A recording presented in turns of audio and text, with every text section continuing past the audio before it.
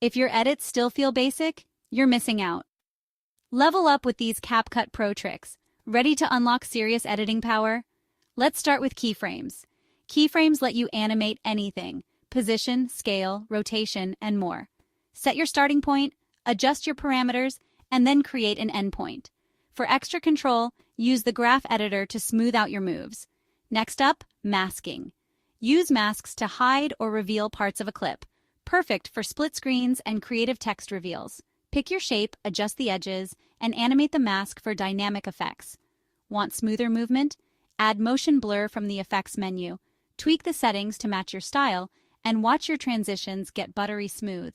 Color grading is huge. Go beyond filters, manually adjust brightness, contrast, and HSL, or create a custom LUT for a signature look.